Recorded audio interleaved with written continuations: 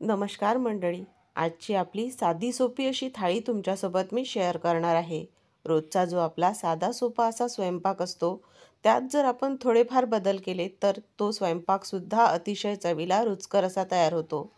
इथे मी 4 ते 5 बटाटे उकडून घेतलेले आहेत. थंड झाल्यानंतर त्याची सालसुद्धा काढून घेतलेली आहे. मटार देखील इथे मी काढून घेतलेले आहेत. आणि आता एक मध्यम आकाराचा कांदा आपल्याला छान बारीक असा चिरून घ्यायचा आहे. आज आपण आलू मटरची भाजी तयार करणार आहोत. कांदा मध्यम आकाराचाच घेतलेला आहे. फक्त कांदा आपल्याला छान बारीक असा हा चिरून घ्यायचा आहे. जास्त आपण फार काही मसाले वगैरे खडे मसाले वापरणार नाही आहोत. अगदी साध्या सोप्या पद्धतीने ही भाजी मी तयार करणार आहे.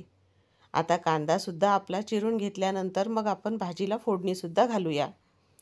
बऱ्याचदा आपण काही अशी म्हणजे तयारी न करता वेळेवरही कुठली भाजी केली तरीही ती चवीला अप्रतिम तयार होते.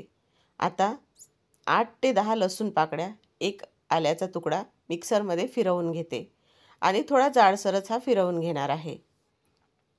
तसं तर मी हे 2 ते 3 भाज्यांसाठी लसूण काढलेला होता, पण म्हटलं एकसाथच आपण हा मिक्सरमध्ये फिरवून घेऊ.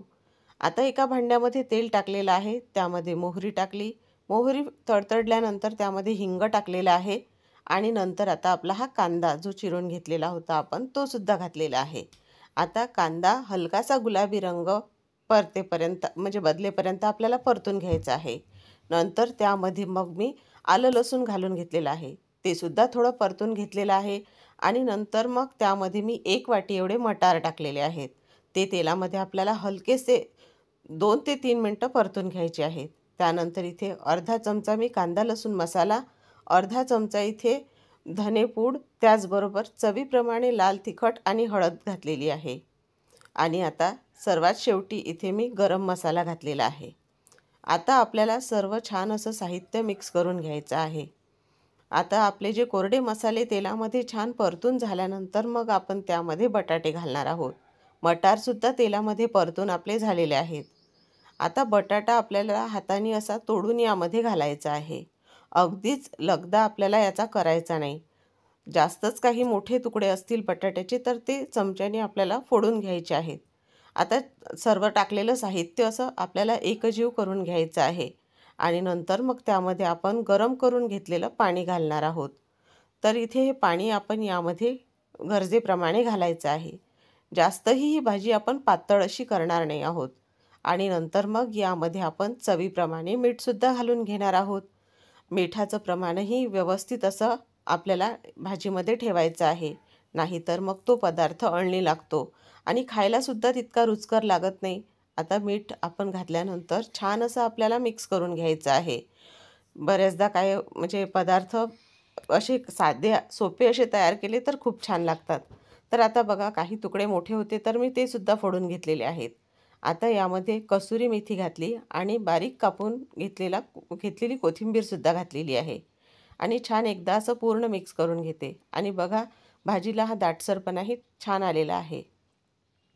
आता आपण भाजी 5 मिनटं शिजून घेऊया आणि गॅस बंद करून घेऊया. आता आपण एक कोरडी भाजीसुद्धा करणार आहोत. तर इथे पत्ताकोबी आहे, तर यामधली मला जेवढी पाहिजे तेवढी मी काढून घेणार आहे. राहिलेली मग सलादमध्ये किंवा दुसऱ्या साठी उपयोगात येईल. तर मला पाहिजे तेवढी मी इथे काढून घेतलेली आहे. आता ही पत्ताकोबी आपल्याला छान अशी बारीक चिरून घ्यायची आहे. आता पत्ताकोबीसुद्धा तुम्हाला सुरीने न चिरायची असल्यास तुम्ही भांड्यामध्येही चिरू शकता ती. तर आता पत्ताकोबी छान अशी चिरून झालेली आहे बारीक. आता 2 हिरव्या मिरच्या त्याही बारीक अशा चिरून घेते. तर तुम्हाला पत्ताकोबी मी सांगत होती तर ती पेल्याने सुद्धा छान अशी चिरल्या जाते. तर एखाद्या वेळी तो सुद्धा व्हिडिओ तुमच्यासोबत शेअर करेल. तर आता बघा एका भांड्यामध्ये मी तेल टाकून घेतलेलं आहे. तेल छान कडकडीत असं गरम झाल्यानंतर मोहरी आणि हिंग घातलेलं आहे. त्यानंतर इथे हिरव्या मिरच्या त्याही घालून घेतलेल्या आहेत आणि अगदी अर्धा चमचा पोहे खाण्याचे एवढं जिरं घातलेलं आहे.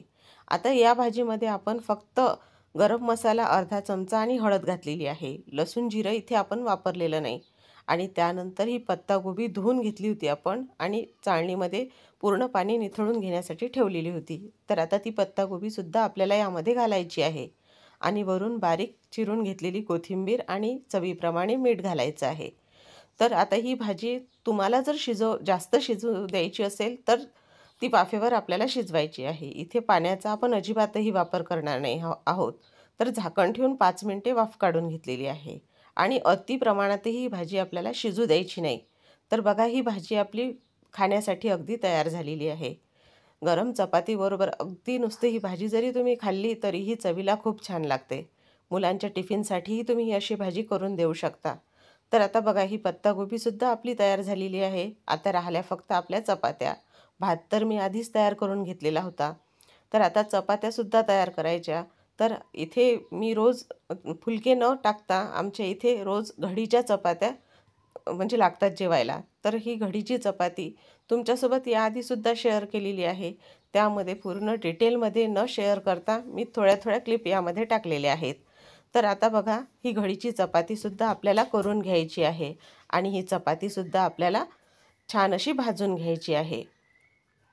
आजचा बघा हा साधा सोपा असा स्वयंपाक म्हणजे कमी वेळातही तयार होतो आणि खायलासुद्धा अतिशय रुचकर लागतो. तुम्हीसुद्धा मी दाखवल्याप्रमाणे नक्की आजचा हा जो स्वयंपाक आहे तसा करून बघा आणि कसा लागतो चवीला ते सुद्धा मला कमेंट करायला विसरू नका. आपण अशाच प्रकारे छान छान अशा नवीन नवीन भाज्या किंवा काही पदार्थ असले चवीला छान लागणारे किंवा आमच्या पद्धतीने आम्ही ते कसे करतो आमच्या घरी तेही तुमच्यासोबत मी शेअर करेल. तर बघा आता तवासुद्धा गरम होण्यासाठी ठेवलेला होता. तवा छान गरम झाल्यानंतर आपण त्यावर थोडं तेल टाकून घेतलेलं आहे आणि छान ही चपाती आपण भाजून घेणार आहोत दोन्ही बाजूंनी. छान अशी डाग पडेपर्यंत ही चपाती आपल्याला भाजायची आहे आणि अशा गरम घडीच्या चपातीवर तुम्ही साजूक तूप जरी टाकून खाल्लं तर ती अतिशय चवीला छान लागते चपाती. तर बघा आता छान यावर डाग पडेपर्यंत ही चपाती मी भाजून घेतलेली आहे आणि आता आपली ही थाळी तयार झालेली आहे. तर ताटसुद्धा करून घेऊया. तर मंडळी तुम्हाला आजची ही थाळी कशी वाटली मला कमेंट करून नक्की कळवा आणि यातला कुठला पदार्थ आवडला तेही कमेंट करायला विसरू नका. पुन्हा भेटूया. तोपर्यंत धन्यवाद.